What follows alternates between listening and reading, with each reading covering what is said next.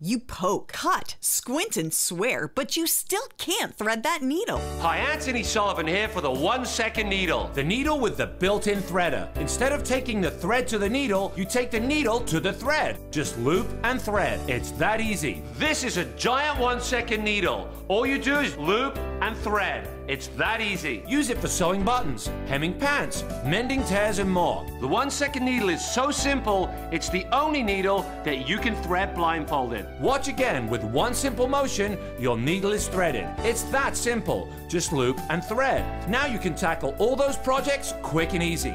And if you snag a sweater, the 1 second needle is the only one that can bury the snag. Just loop and thread. No more parking multiple needles. With 1 second needle, changing thread colors is easy. Quilters can bury the strand, even on short threads, so you can easily hide those little ends inside. I've been sewing all my life, but lately my vision has changed and I haven't been able to thread a needle. Then I discovered the 1 second needle and I can sew again. Whether you're a novice sewer or an expert tailor, anyone can thread easily with the